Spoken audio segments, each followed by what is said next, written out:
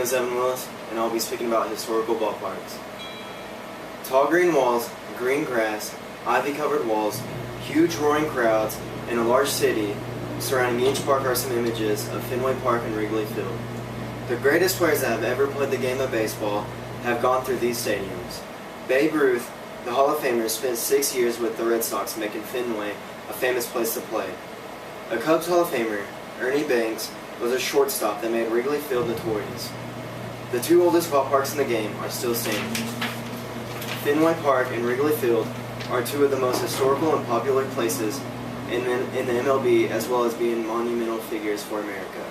So let's step in the box and start with some facts shared by these two ballparks. Both Wrigley Field and Fenway Park were built around the same period of time. Fenway Park was built in Boston, Massachusetts. Fenway was constructed in 1912 and had its first game on April 20th, 1912. The first game that it held went in the extra innings against the Highlanders, but the Boston Red Sox came out for the first win of their own stadium. According to MLB.com, the new ballpark was constructed for the 1912 season and was named by the Boston Red Sox owner, John I. Taylor. He said, "It's in the Fenway section of Boston, isn't it? Then let's call it Fenway Park." It was also Taylor who changed the club's name from the Americans to the Red Sox prior to the 1908 season. Wrigley Field is located in Chicago, Illinois. Wrigley Field, built in 1914, is the second oldest ballpark in the majors behind Boston's Fenway Park.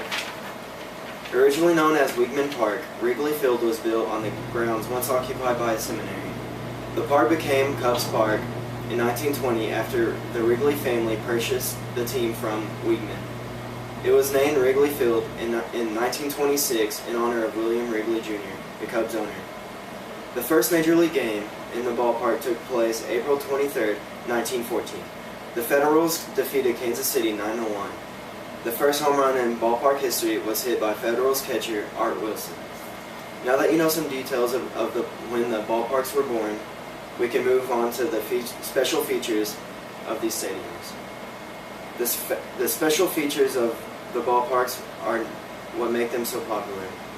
Fenway Park is known for its huge green monster in left field. The wall sizes in the outfield makes this field one of a kind. The left field wall is measured at 37 feet tall. In center field it is 17 feet tall, and on the complete other side, the wall measures from 3 to 5 feet tall. The 37-foot tall, 230-foot wide wall is the largest in any ballpark.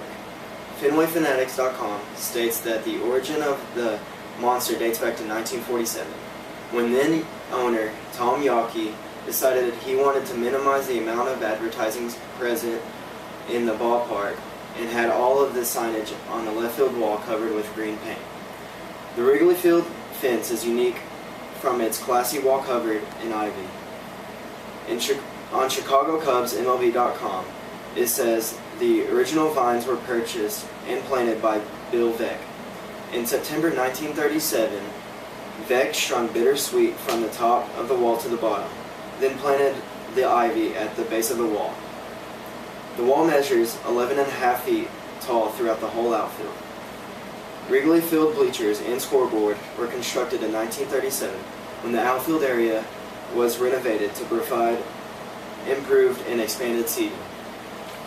Lights were added to the stadium, and the first night game was played August 9, 1988. Hope you have found the history of these two ballparks as interesting as I did. Fenway Park and Wrigley Field are very similar with their uniqueness. After the studies I have made over these two stadiums, I've realized how much tradition the teams and their homes have. Now the next time you see one of these fields on TV or in a magazine, just remember how much history comes with the green monster and the ivy-covered walls.